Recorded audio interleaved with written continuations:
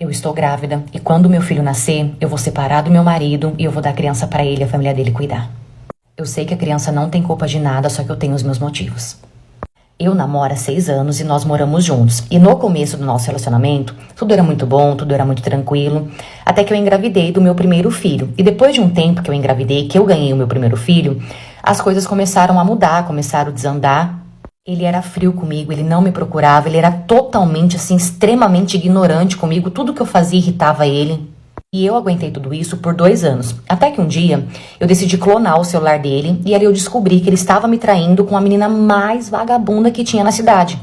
Quando eu descobri essa traição, eu terminei com ele e fui embora para casa da minha mãe.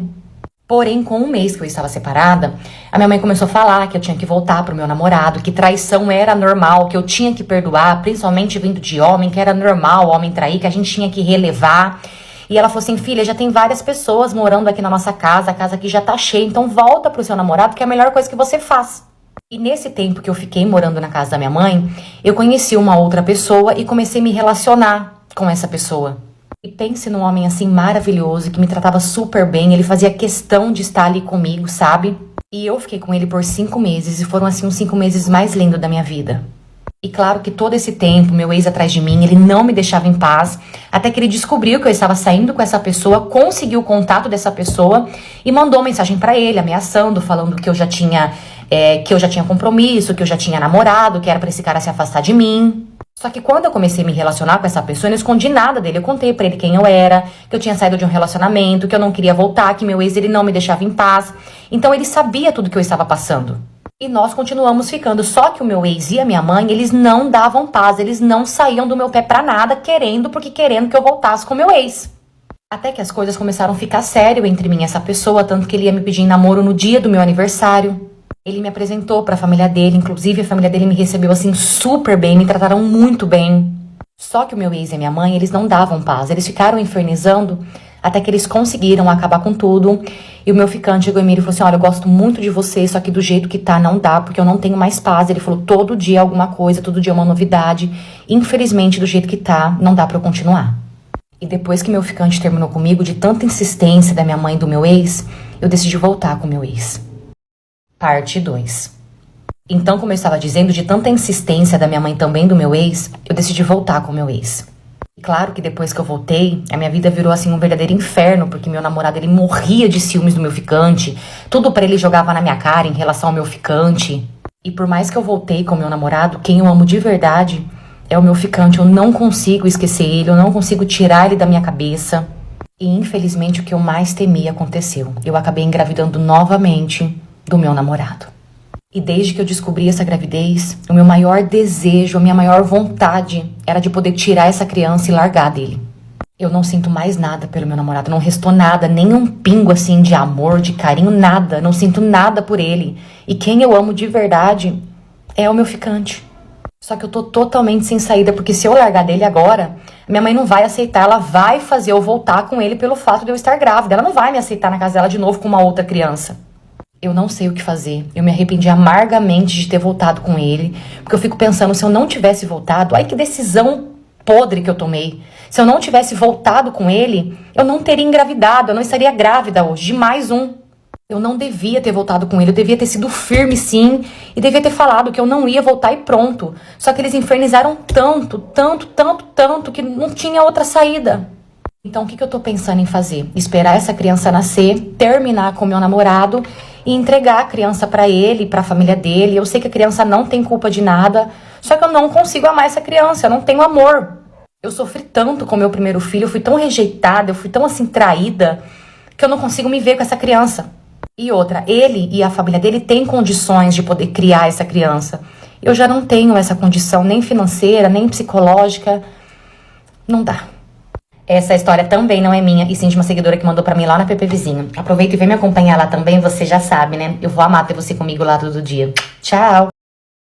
Imagina você deixar bem claro pro namorado da sua amiga de infância que você não quer absolutamente nada com ele, que você não tem nenhum tipo de interesse nele, e ainda assim você perder a amizade da sua amiga e ser acusada de acabar com o relacionamento dela. Foi exatamente isso que aconteceu comigo, e até hoje eu tenho uma dificuldade de aceitar essa situação. Eu tinha uma amiga que ela fazia parte da minha vida desde que eu me entendo por gente. Então, assim, ela era uma das pessoas mais importantes da minha vida. Ela significava, assim, o mundo pra mim. Nós fomos crescendo e quando a gente tava ali com mais ou menos os nossos 23 anos, na época da faculdade, ela acabou conhecendo um garoto que ela ficou totalmente obcecada por ele. Eu não sei o que aquele garoto tinha entre as pernas, não sei, aquela varinha de Hogwarts de ouro que saía mel, sei lá o que tinha, que ela ficou completamente obcecada por ele. Ela virou um cachorro dele. Ela implorava pra namorar com ele. Ela fazia de tudo por ele. Emprestava dinheiro, emprestava o apartamento dela, entendeu? Ia atrás dele de madrugada, ia buscar ele em festa no carro dela de madrugada. Era assim, obcecada por ele. E na época nós morávamos juntas. Então você imagina, nós alugamos um apartamento pra morarmos juntas. E do nada, ele chegava lá com a chave. Ah, não, porque ela me emprestou o apartamento dela. O apartamento não era só dela, o apartamento era nosso. E assim, nós tínhamos uma galera de amigos e todo mundo foi vendo que aquilo ali não tava muito saudável, porque ela foi meio que saindo do nosso grupo e vivendo só por ele. E quando a gente conversou com ele, a gente meio que fez uma intervenção, ela entendeu que era pra trazer ele pro nosso grupo. E aí ela começou a trazer esse menino pra andar cada vez mais com a gente. Eles começaram a namorar depois de tanto ela basicamente implorar, né? Ele pediu ela em namoro, eles começaram a namorar. Até aí, gente, tava tudo certo. Só que eu sempre achava umas atitudes dele muito estranhas, sabe? Que ela fingia não ver. Tipo, a gente tava no rolê, passava uma garota bonita, ele olhava, ele não disfarçava nada, reclamava da roupa dela. Ai, tua roupa tá muito curta, ai, tua roupa tá muito isso. Não deixava ela ter amigos, entendeu? Mas tinha amigas mulheres, elogiava as amigas dela em redes sociais, entendeu? Tava sempre ali grudado nas amigas dele. Então, assim, eram umas atitudes que nós achávamos meio tóxicas, mas quem somos nós na fila do pão? Só que em relação à nossa relação, no início, não tinha acontecido nada, nossa relação tava ótima, até que do nada ele começou a conviver muito no nosso apartamento, e isso virou um problema entre eu e ela, principalmente o fato dela emprestar o apartamento. Emprestar, que eu falei assim, gente, sei lá, ela tá viajando pra algum lugar, a casa da família dela, do nada ele chegava lá com a chave dela. Ah, não, porque ela emprestou o apartamento, eu posso dormir aqui hoje. Tipo, aí ficava, sabe aquela coisa assim estranha? Eu dormindo no meu quarto, sabendo que tinha um homem no outro quarto. Beleza, era o namorado dela, mas pra mim ele era uma pessoa estranha. E aí, quando ele começou a conviver cada vez mais na casa, dormir, comer, tomar banho, os gastos começaram a aumentar. Ele não ajudava em nada. Nós começamos a ter ali um conflito, reclamava daqui, reclamava dali. E ela falava pra mim que era implicância. Beleza, eu fui engolindo aquilo ali, tava acabando o ano letivo, né? Eles já estavam namorando, já tinha mais ou menos uns 4 anos. Eu, tô pra me formar, quando eu me formar, vou voltar pra minha casa, ela também, ela vai esquecer esse garoto, ou pelo menos vai dar uma afastada. Até que do nada, um belo dia, ele simplesmente termina com ela. Gente, foi do absolutamente nada, ele terminou com ela, todo mundo achou estranho. Confesso pra vocês que eu fiquei aliviada, porque eu sabia que ele não merecia ela. Mas enfim, ele terminou com ela. E aí passou, ela ficou muito mal, na fossa. Passou uns 3 dias, eu recebi uma mensagem dele, simplesmente dando em cima de mim, falando que tava louco por mim, que não aguentava mais conviver comigo naquele apartamento porque ele se apaixonou, que ele não tava conseguindo mais disfarçar, que ele queria ficar comigo, que era pra eu dar uma chance pra ele. E obviamente que eu mandei um textão pra ele: olha, você tá ficando doido, você é o ex da minha amiga, o namorado, sei lá o que vocês são, vocês se desentenderam, eu não tenho nenhum interesse em você, nunca vai acontecer nada, eu sou o melhor amigo da Bruna, melhor amiga da Bruna, eu não quero ter nada com você. E deixei muito claro, mandei um texto: eu tenho um ranço da sua cara, eu tenho um ódio de você, eu acho horrível a forma que você trata a minha amiga. Deixei bem claro que eu não queria nada com ele. Beleza. Só que o que eu fiz? Eu mandei esse texto como resposta e ia mandar pra ela. Saí do meu quarto procurando por ela, ela não estava em casa, ela tinha ido atrás dele pra poder pedir pra voltar, sendo que eles estavam terminados há 3 dias. Quando chegou lá, ele não só não quis voltar com ela, como falou pra ela que estava apaixonado por mim, que queria ficar comigo, que tinha acabado de se declarar por mim. Gente, ela voltou pra casa com um cão no corpo, brigando muito comigo, veio pra cima de mim, discutindo, falando que a culpa era minha, que eu tinha acabado com o relacionamento dela, que eu fiz o namorado dela se apaixonar por ela, que ela já tava estranhando as minhas atitudes com ele, sendo que assim, quando ele tava casa, eu mal ficava em casa, que a culpa era minha. Eu peguei meu telefone, mostrei o print pra ela, falei, cara, eu não quero nada com ele, olha aqui, deixei bem claro tudo, mostrei mostrei toda a mensagem, o texto que eu mandei, dando um fora nele, falando que ele era um merda, basicamente. E ela simplesmente virou pra mim que a linha entre o amor e o ódio era muito fina, e que se eu estava dizendo que eu odiava ele, que eu tinha ranço dele, é porque no fundo eu tinha uma atração, eu queria ficar com ele, que eu tinha traído a amizade deles. Ela simplesmente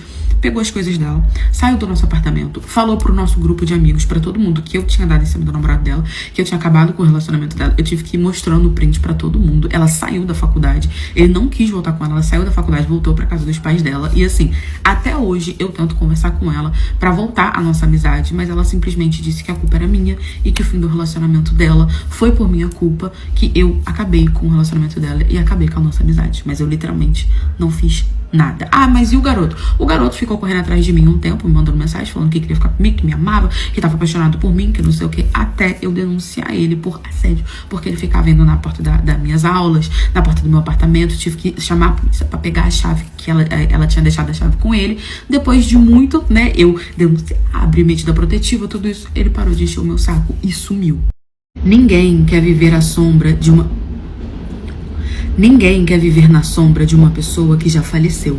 E foi exatamente isso que aconteceu comigo quando eu comecei a me envolver com um homem que eu tinha conhecido, e eu achei que esse seria o melhor relacionamento da minha vida. Eu tinha tido um relacionamento lá na cidade onde eu morava, junto com a minha mãe, que me fez muito mal. Então eu queria respirar outros ares. E aí eu acabei me mudando pra onde meu pai morava, que era em outro estado, sabe? Fui morar com ele, com a minha madrasta, eu fui muito bem recebido, graças a Deus. Em relação à minha família, a nossa relação era muito, muito boa. E aí assim que eu cheguei, eu arrumei um emprego. E acabou que eu arrumei um emprego numa lanchonetezinha. Sabe aquelas lanchonetes assim, meio que beira de estrada? É como se a cidade toda fosse meio que em beira de estrada, e aí você serve ali o café, né, um almoço, um lanche, pra aquela galera tipo caminhoneiro, ônibus, essas coisas assim, essas lanchonetes de madrugada, de parada de ônibus. Então, eu comecei a trabalhar ali, né, era no período da madrugada, mas realmente eu tava precisando do dinheiro, porque eu não podia ficar na casa dos outros de graça, até que eu comecei a notar que tinha um caminhoneiro, que ele sempre parava ali, era um homem muito bonito,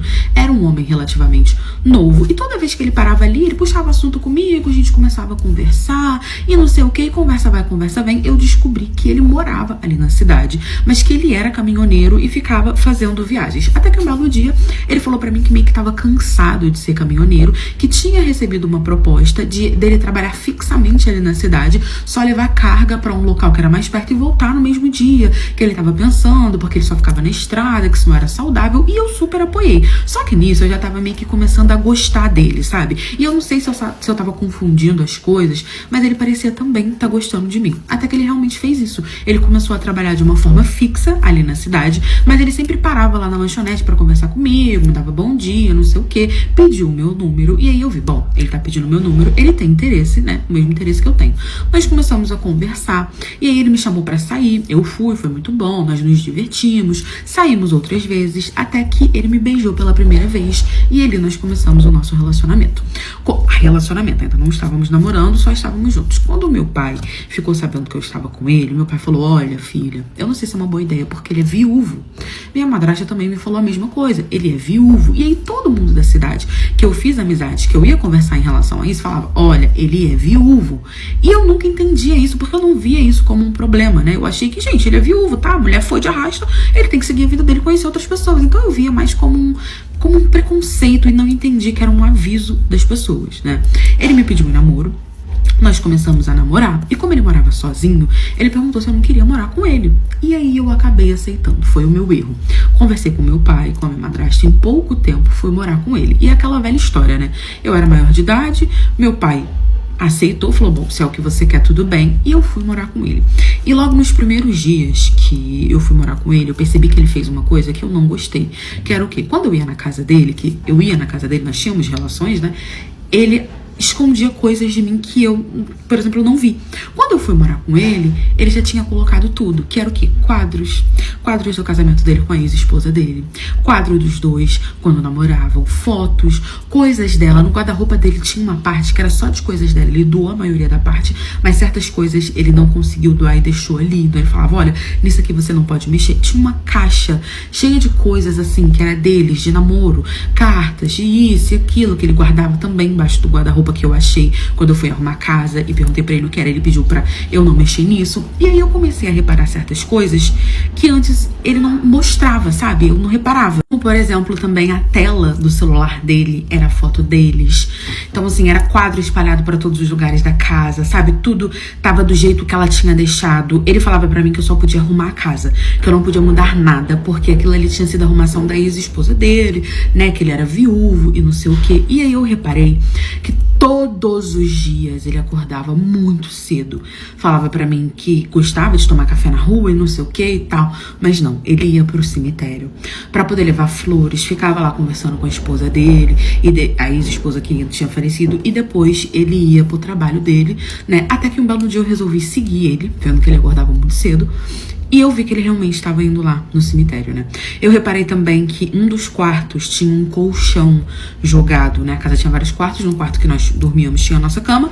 E um dos quartos tinha um colchão de casal. Quando eu perguntei pra ele, ele falou pra mim que era o casal, era o colchão que ele dormia com a esposa dele, que ele tirou do quarto dele e botou um novo, porque ele seria incapaz de dormir com outra mulher no colchão da esposa dele, que ele dormia com a esposa dele. Então tinha as noites que eu acordava e ele tava no outro quarto deitado no colchão, sabe? Chorando, dormia sempre agarrado com uma roupa dela. E aí eu percebi que eu basicamente estava vivendo sobre a sombra de uma mulher que já tinha falecido. E tudo bem você ser viúvo, né? Você ter perdido um amor, você esperar um bom tempo pra você recomeçar. Mas eu acho super errado você começar a namorar com uma pessoa, você chamar essa pessoa pra morar com você, sendo que você não conseguiu esquecer sua ex-esposa. Você ter um carinho, você ter um amor, ok. Mas aí você viver com uma outra pessoa em função de uma pessoa que já faleceu, não tinha como. Muitas vezes eu percebia que quando a gente ia, né, namorar, ele não tava olhando pra mim.